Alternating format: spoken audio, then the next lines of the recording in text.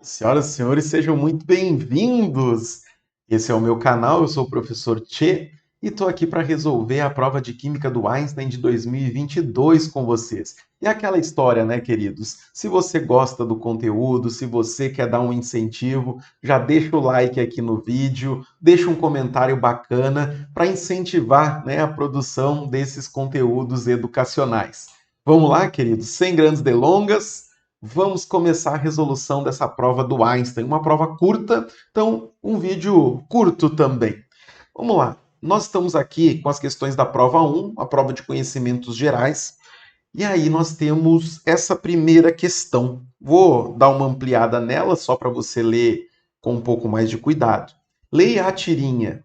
E aí você tem um átomo de cálcio, né, na posição aí de dentista, o átomo de urânio na posição de paciente. E ele fala: vamos ver o que está causando essa dor de dente. E aí você vê uma partícula saindo da boca do urânio e ele dizendo: eu vejo um pouco de decaimento, né? E o que que você percebe? O urânio virou um átomo de tório. Caraca, isso é uma emissão radioativa. Uma emissão radioativa que a gente conhece com o nome de decaimento radioativo. Esse decaimento, ele pode ser assim representado. Nós tínhamos o urânio 238, urânio de número de massa 238. Você tem acesso à tabela periódica na prova e você perceberia que o número atômico do urânio é 92. E aí, você tem a emissão de uma partícula radioativa e você tem o tório sendo formado. O tório, que tem número atômico 90, isso você também vê na tabela periódica da prova, e ele fala que é o isótopo 234 do tório. Beleza? Queridos, e aqui nós temos uma partícula X. Essa partícula X vai ter um determinado número de massa e um determinado número atômico. Só que nós sabemos que em toda emissão radioativa valem dois princípios de conservação: princípio de conservação do número atômico e princípio de conservação do número de massa. Ou seja, o número atômico do urânio é 92. Então, a soma dos números atômicos dos produtos tem que ser 92 também. O tório vale 90, então isso garante para mim que o X tem número atômico 2. Certo? Essa partícula que está sendo emitida tem número atômico 2. E além disso, queridos, conservação do número de massa. E se a gente for analisar o número de massa, do urânio é 238, do tório 234. Só que a soma tem que ser igual dos dois lados. Logo, qual é o número atômico dessa partícula X? Número atômico 4. Queridos, partícula radioativa que tem número atômico 2 e número de massa 4 só pode ser uma partícula alfa. Partícula alfa tem como característica número atômico 2, número de massa 4. Então, o urânio está sofrendo um decaimento, se transformando no átomo de tório e emitindo uma partícula alfa. Vamos ver as alternativas? A tirinha ilustra metaforicamente o fenômeno correspondente a uma emissão de partícula alfa pelo urânio 238. Letra E é a nossa resposta. Fim de papo. Beleza? Uma questão bastante direta sobre emissão radioativa. É nóis? Vamos para a questão 32. Questão 32 é uma questão envolvendo ao mesmo tempo geometria molecular e também identificação de funções orgânicas. Então vamos lá. A geometria do carbono presente na carboxila e o grupo funcional circulado na figura são, respectivamente. Pessoal, carboxila é exatamente essa estrutura em que eu tenho carbono ligado a uma dupla O. E você observa a carboxila aqui, ó, carbono dupla O. Esse carbono dupla O está ligado a alguma outra coisa e a alguma outra coisa aqui, certo? No caso aqui, ligado a nitrogênio, que está ligado a outras coisas, e aqui está ligado a um outro carbono que está ligado a outras coisas. E ele está perguntando qual é a geometria do carbono presente na carboxila. Pessoal, vocês estão percebendo que esse carbono presente na carboxila, ele está ligando, fazendo uma ligação dupla com o oxigênio e outras duas ligações simples. Com isso, ele adquire uma geometria que nós chamamos de trigonal plana. Certo? Vai ser uma geometria trigonal plana do carbono. Né? Você deve ter estudado hibridação do carbono. Né? O carbono, quando faz 4 ligações simples, ele é um carbono sp3, de geometria tetraédrica. Se o carbono faz uma ligação dupla com 2 simples, a geometria vai ser trigonal plana e a hibridação desse carbono é sp2. Se o carbono faz uma geometria, quer dizer, faz uma ligação simples e uma tripla, ou 2 duplas, ele tem uma geometria linear e a hibridação dele é SP. Legal? Só para te relembrar esse detalhe.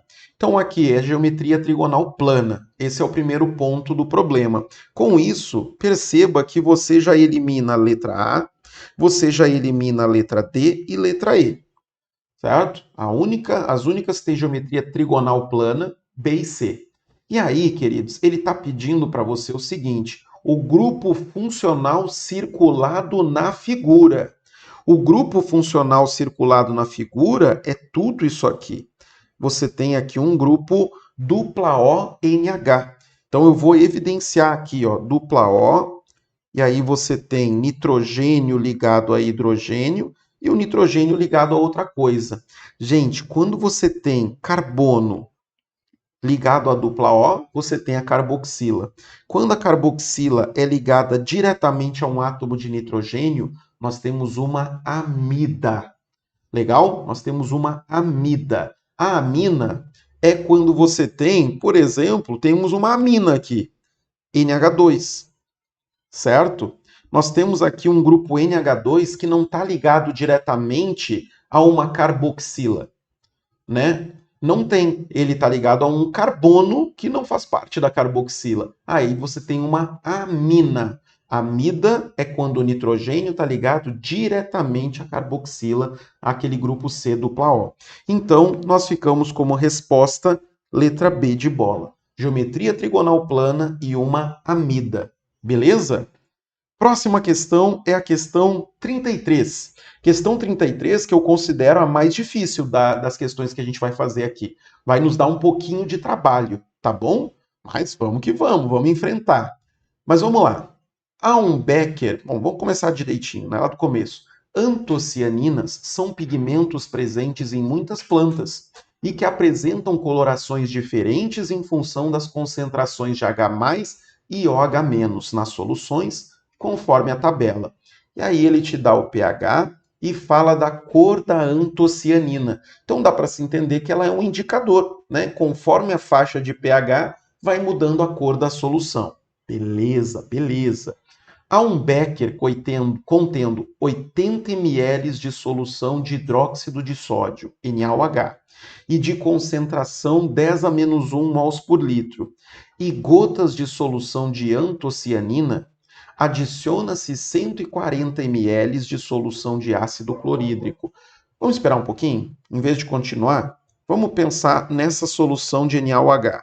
Você tem 80 ml da solução de hidróxido de sódio, que é uma monobase, ou seja, só tem uma hidroxila nessa base, e a concentração é 10 a menos 1 mols por litro.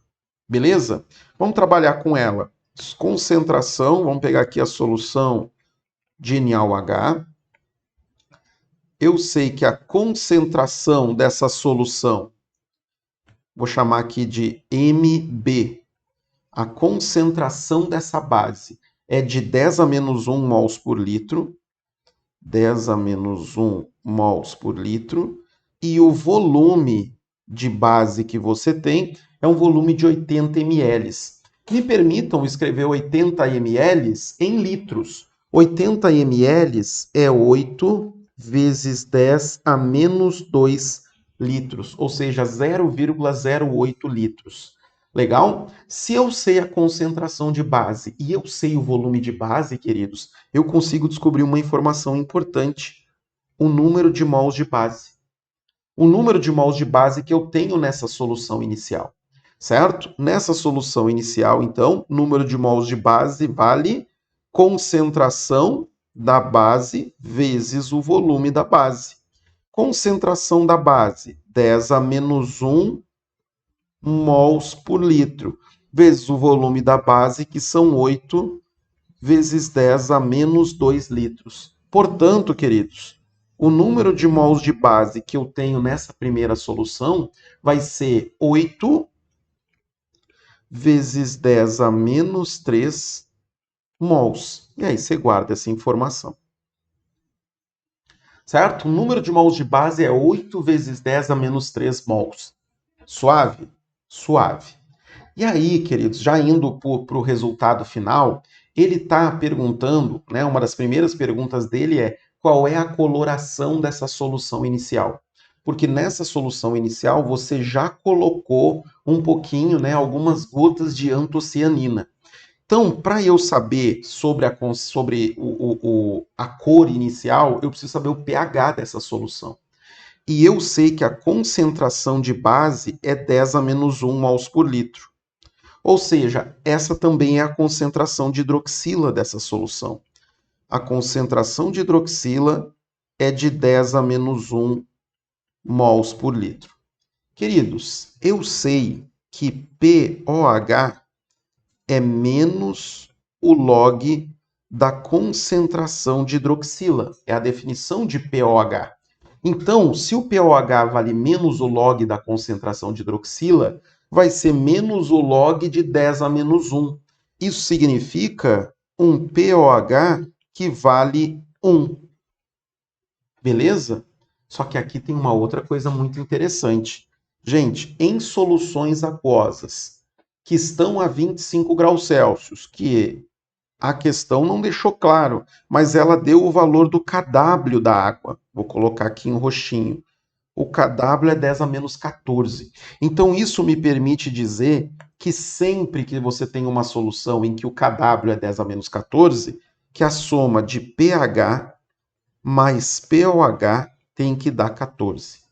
Portanto, qual vai ser o pH dessa solução inicial se o pOH vale 1? O pH dessa solução inicial vale 13.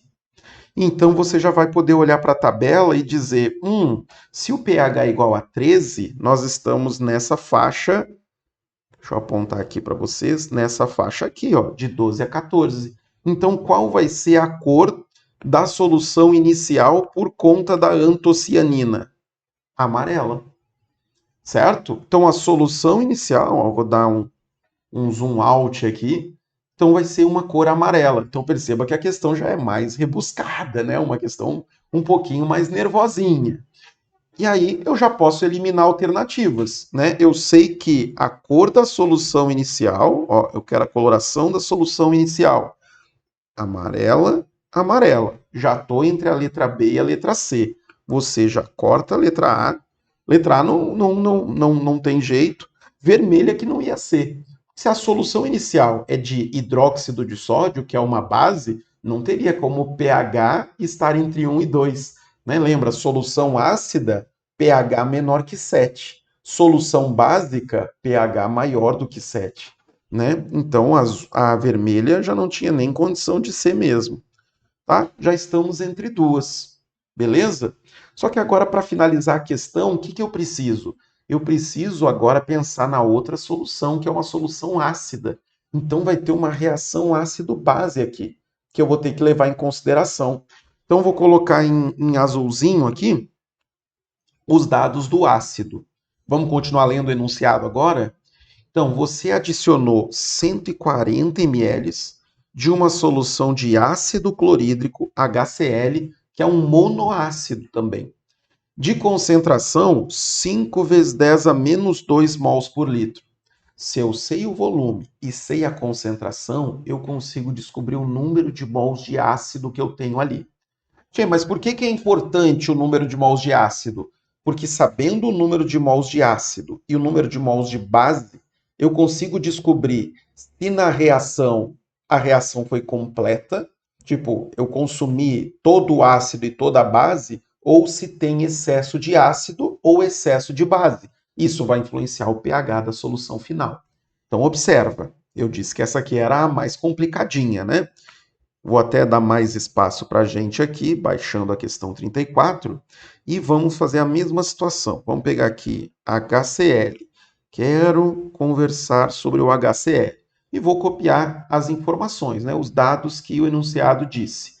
Ele disse para a gente que o volume era de 140 ml e a concentração de ácido era de 5 vezes 10 a menos 2 mols por litro. Volume de ácido, 140 ml. 140 ml é a mesma coisa que 1,4 vezes 10 a menos 1 litros, ou seja, 0,14 litros. Beleza? Então, gente, o número de mols de ácido vai ser igual à concentração de ácido vezes o volume de ácido. E isso vai dar quanto? Vamos fazer essa conta aí, ó. 5 vezes 10 a menos 2 mols por litro, vezes 1,4, vezes 10 a menos 1 litros. Cortou litro com litro, sobrou mol, né? Então, a gente vai ter aqui que o número de mols de ácido vai ser 5 vezes 1,4, isso dá 7. 7 vezes 10 a menos 3. Então, teremos aqui um número de mols de ácido, 7 vezes 10 a menos 3 mols. Guarda essa informação. Só que agora, gente, o que você observa? Qual foi o número de mols de base que a gente conseguiu calcular lá em cima? Número de mols de base, 8 vezes 10 a menos 3 mols. E o número de mols de ácido, 7 vezes 10 a menos 3 mols.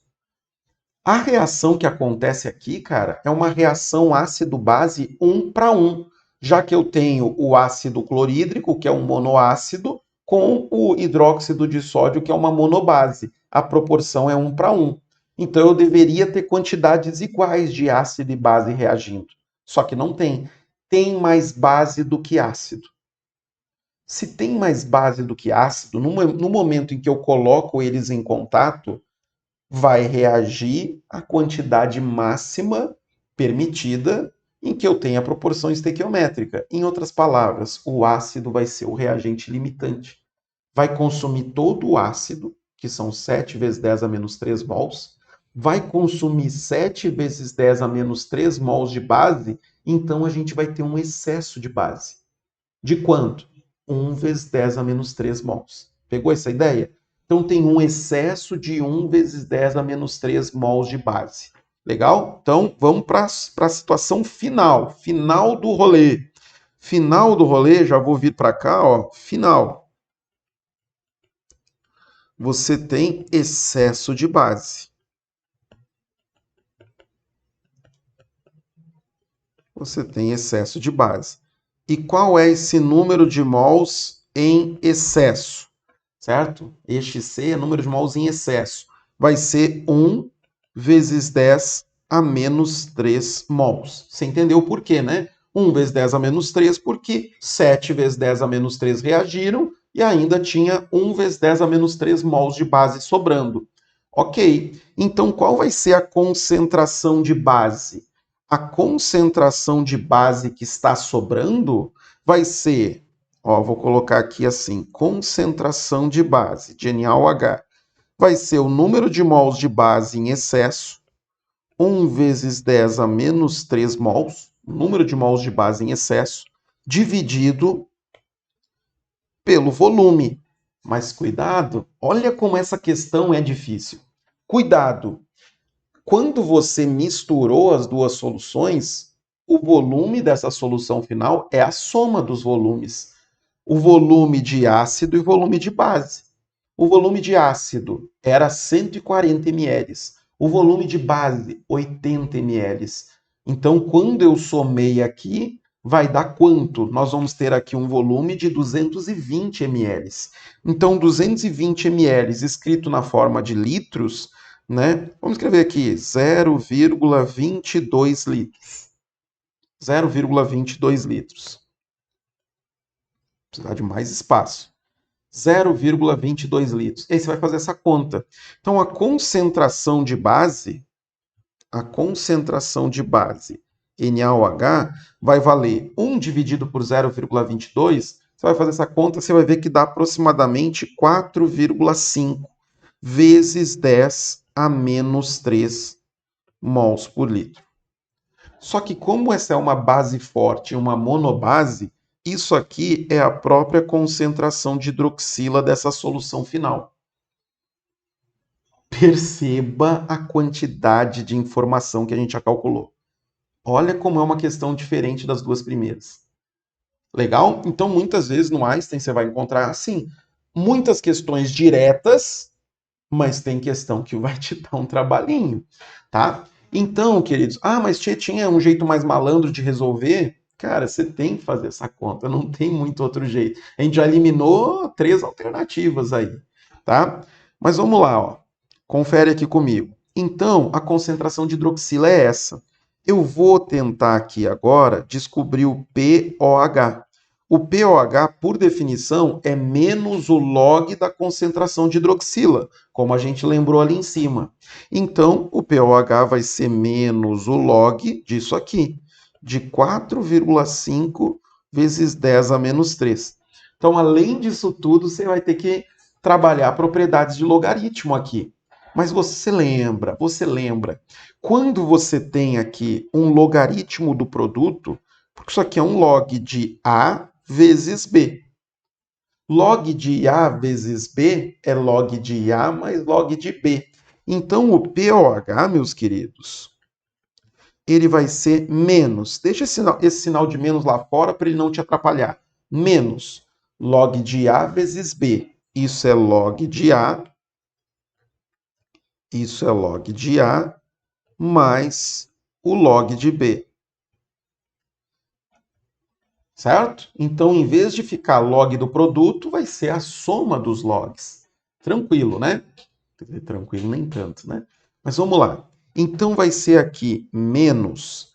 E aí perceba que o enunciado te deu o log de 4,5. Olha que coisa linda. O log de 4,5 vale 0,7. Então, você vai substituir aqui log de 4,5 vale 0,7. E aqui você vai arrebentar de propriedade de log. Quanto vale log de 10 a menos 3? Esse menos 3 vai passar lá para frente. Aí fica menos 3 log de 10. Só que log de 10 vale 1. Então, a resposta aqui é menos 3. E já usando o sinal de menos lá da frente, o pOH vai valer o quê? Vai valer mais 2,7. Não, 2,3. Né? Vai valer 2,3. Que vai ser 0,7 menos 3. pOH vale 2,3. Gente, de novo, vou usar a propriedade lá. Se o pOH vale 2,3, quanto vai valer o pH? Eu sei que a soma de pH mais pOH dá 14. Né? Então, o pH vai valer 14 menos 2,3. Olha o trabalho, cara. 14 menos 2,3, isso dá 11,7. Esse é o pH da solução final. Aí você volta. Vou dar um zoom para fora aqui. Aí você volta. A solução final, depois que você misturou o ácido e a base, vai ser uma solução de pH 11,7. E aí você vai olhar e você vai perceber que você está nessa região aqui, ó, de 8 a 12. Então, qual vai ser a cor da solução? Azul. Amarela e azul, letra C. Mas essa aqui eu confesso, né? Disse para vocês desde o começo, que eu considero a questão mais difícil aqui dessa prova. Beleza?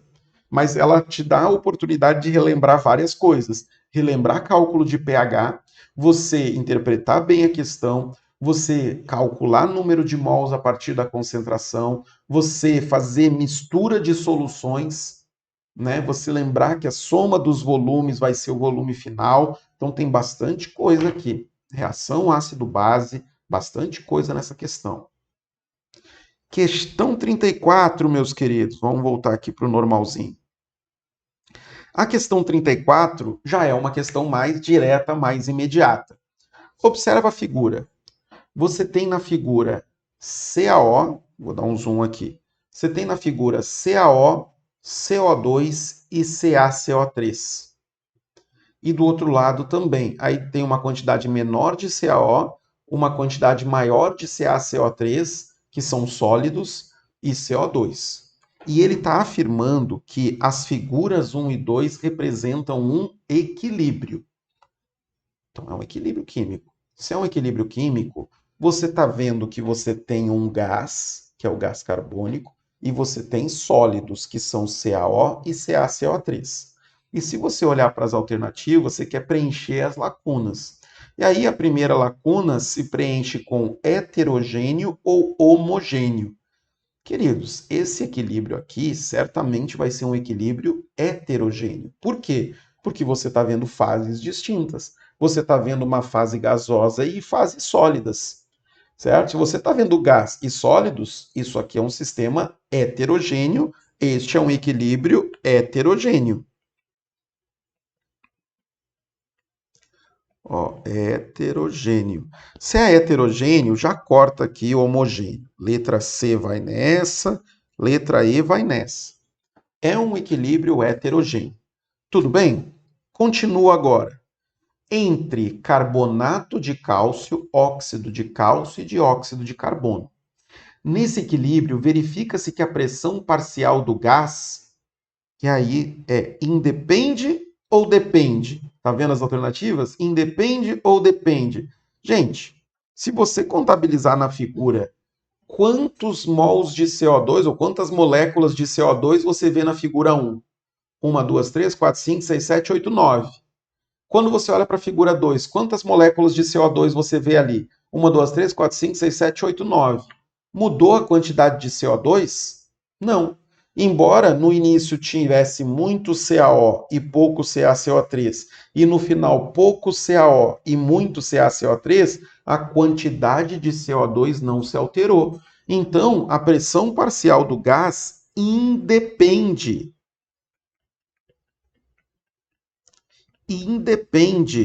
da quantidade de sólidos presente. Independe da quantidade de sólidos presentes no sistema. Então, independe. Aqui depende, foi embora. Certo? Independe da quantidade de sólidos presente no sistema. E ele quer que você escreva a constante de equilíbrio para decomposição do CaCO3.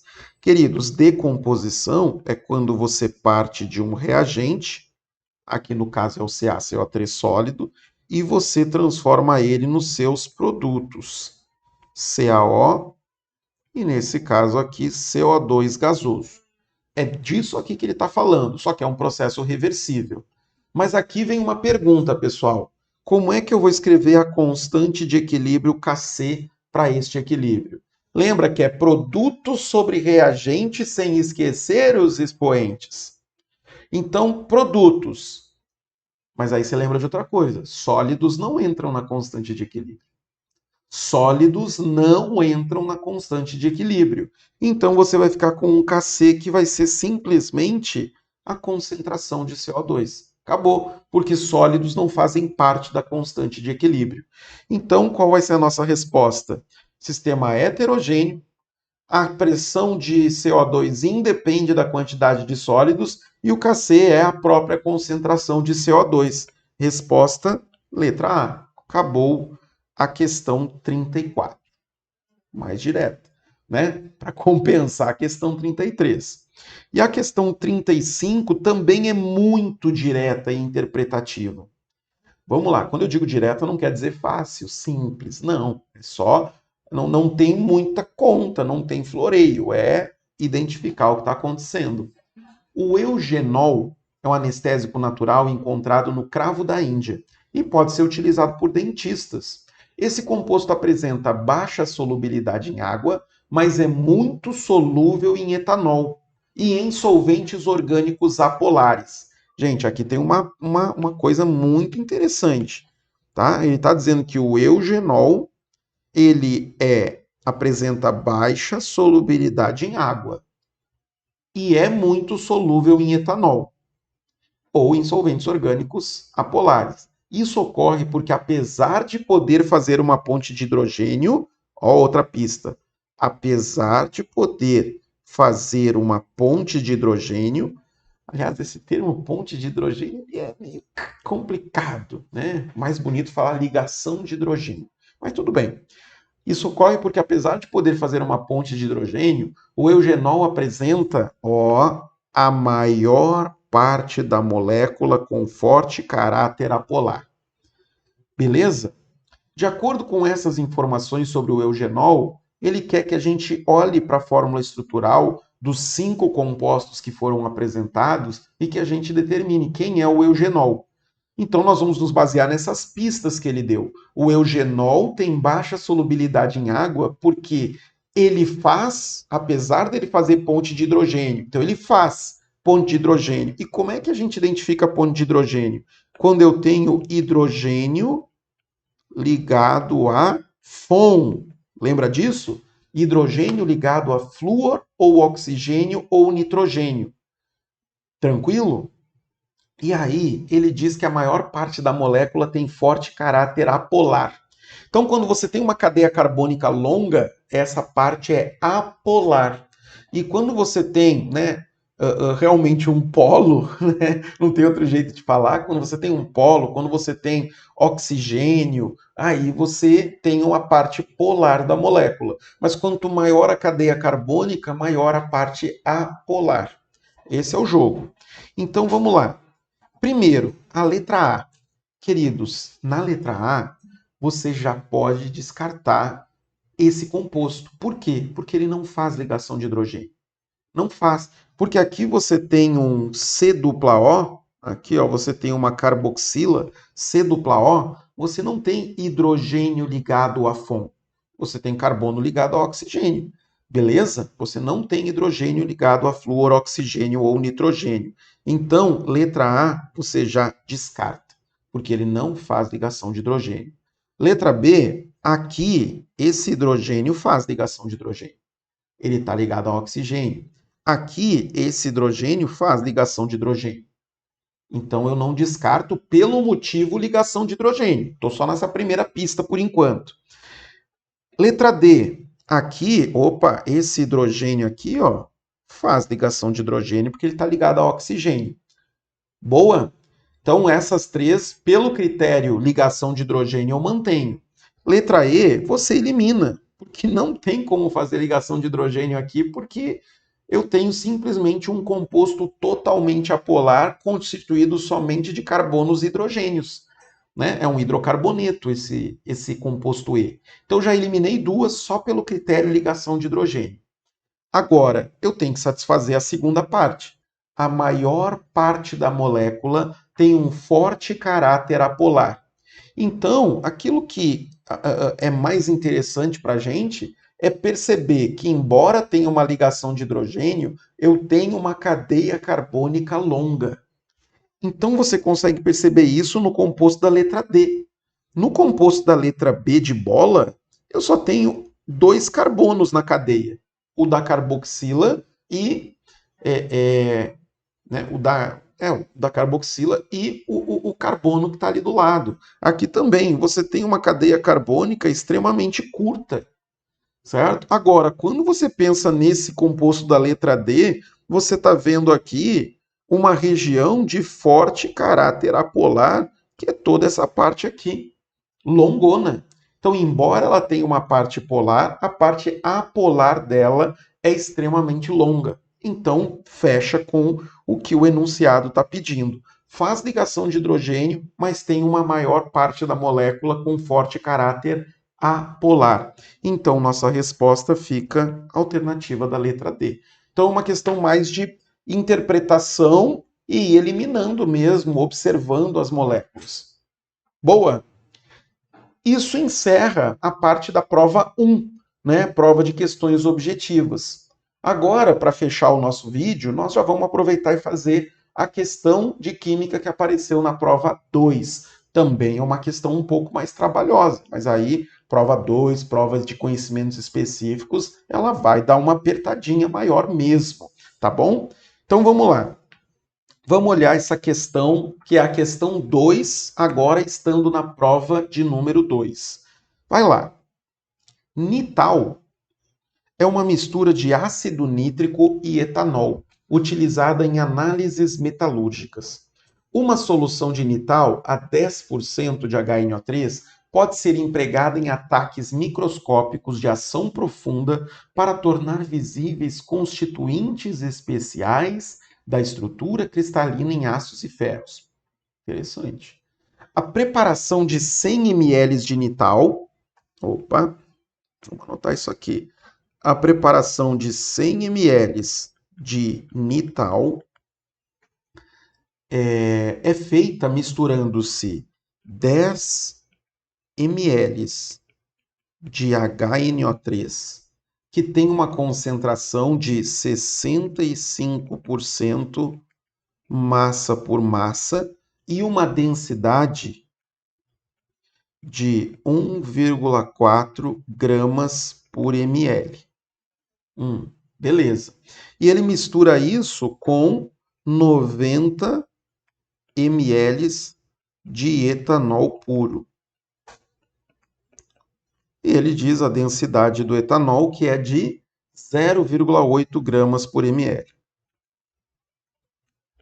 0,8 gramas por ml. Ok. E aí vamos olhar para a letra A. Letra A. Equacione a reação de ionização do HNO3 em água. Ponto.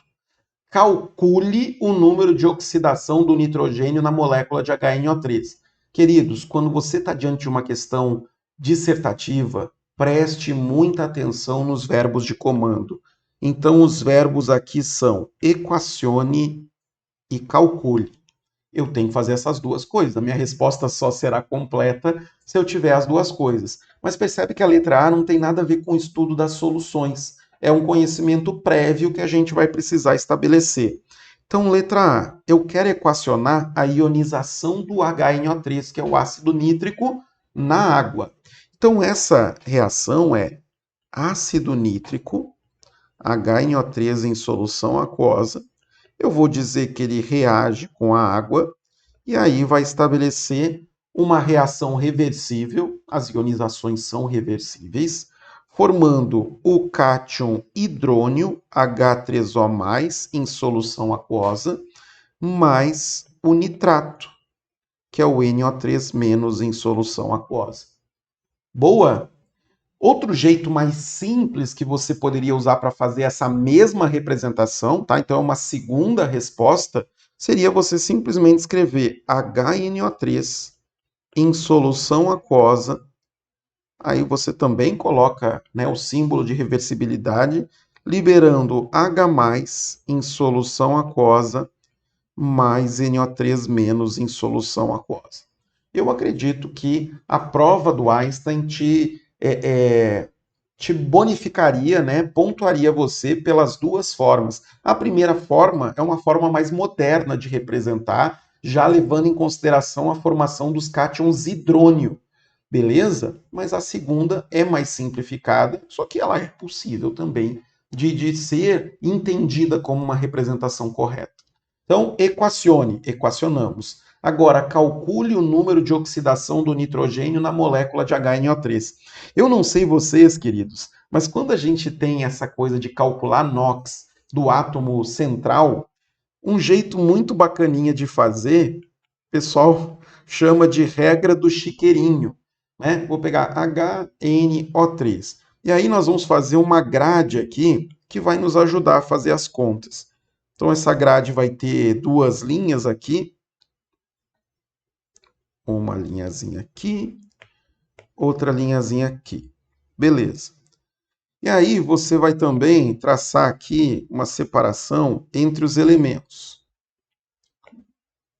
Não precisa fazer desse jeito, né? Mas é um jeitinho brincalhão de fazer. Então, o hidrogênio, nós sabemos que em ácidos ele tem um NOx 1+. O oxigênio, ele vai ter um NOx 2-. E o NOx do nitrogênio, eu não sei, vou chamar de X.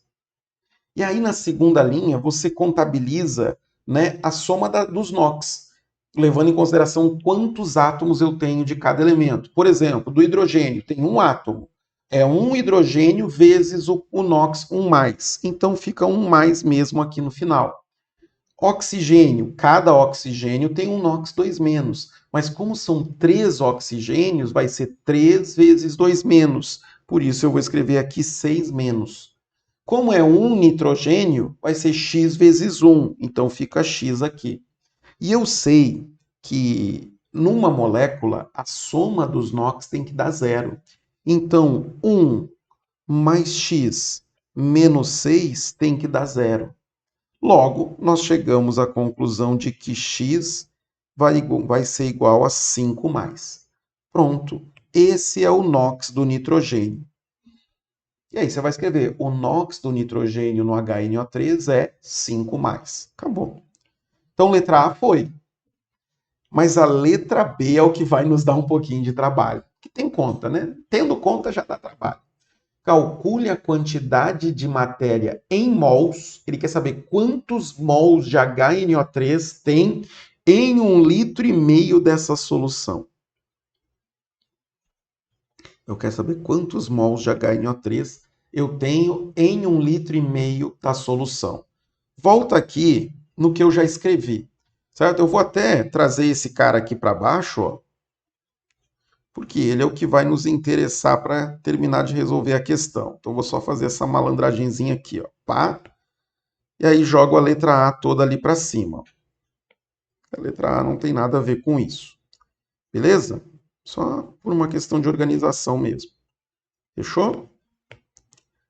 Ó, pronto, estamos aí. Tá? Então agora nós vamos prestar atenção nesses dados aqui. Bom, para eu criar uma solução de 100 ml de nital, eu preciso de 10 ml de HNO3. Será que dá para descobrir quantos mols de HNO3 tem aí? Quantos mols de HNO3 tem aí nesses 10 ml? Porque é o que você vai ter em 100 ml da solução.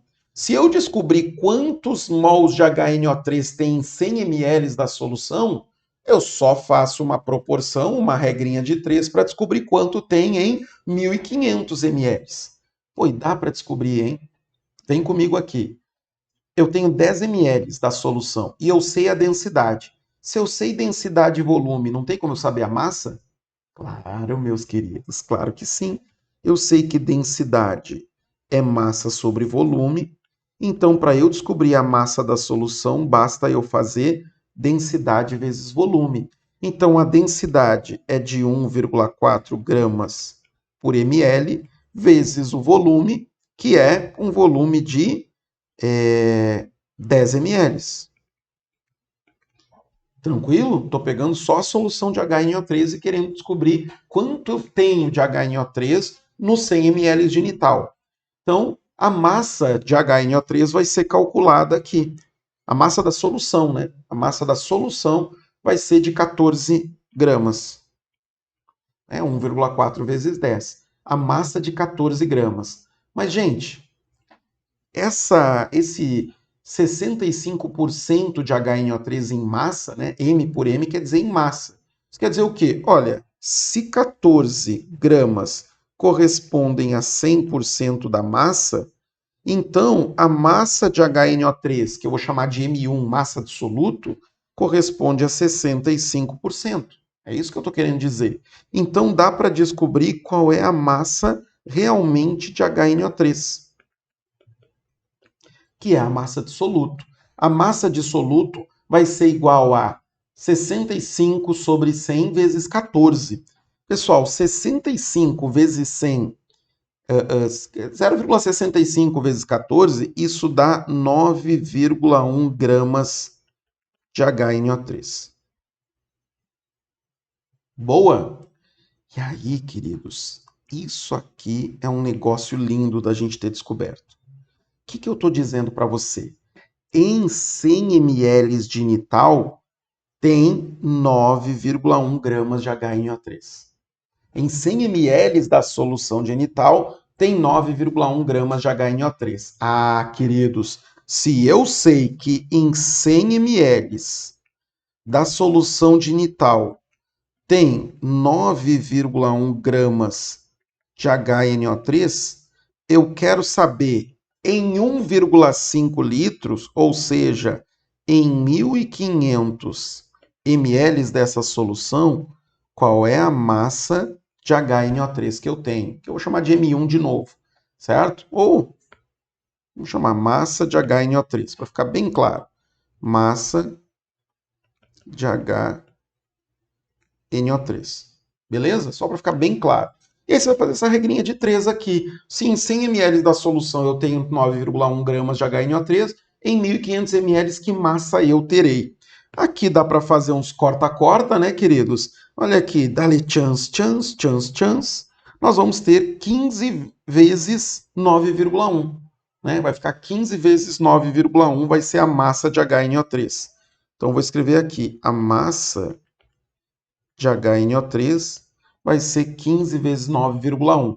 Fazendo essa conta, queridos, 15 vezes 9,1, isso dá 136,5 gramas. Vamos aqui. 136,5 gramas de HNO3. Como eu quero descobrir o número de mols, cara, a gente vai fazer que o número de mols de HNO3 vai ser igual a massa de HNO3 dividido pela massa molar. A massa de HNO3 dividido pela massa molar. E aí você vai na tabela periódica e você vai perceber que a massa molar do HNO3 vai valer 1 do hidrogênio, mais 14 do nitrogênio, mais 3 vezes 16 do oxigênio. Isso somado vai dar 63 gramas por mol. Então, você está chegando no resultado final.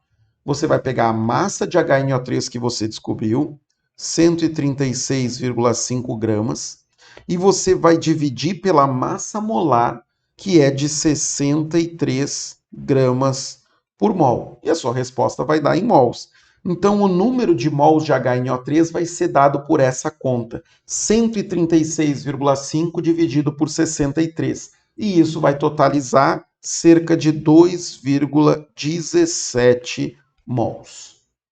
2,17 mols de HNO3 e essa é a sua resposta final. Beleza? Então, o que eu fiz? Só para resgatar, eu descobri que massa eu tinha de HNO3 nos 100 ml, que ele citou no enunciado, e aí eu fiz uma proporção. Se em 100 ml da solução tem 9,1 gramas de HNO3, em 1,5 litro, qual é a massa de HNO3? Se eu sei a massa molar, eu descubro o número de mols. Fechou. Beleza?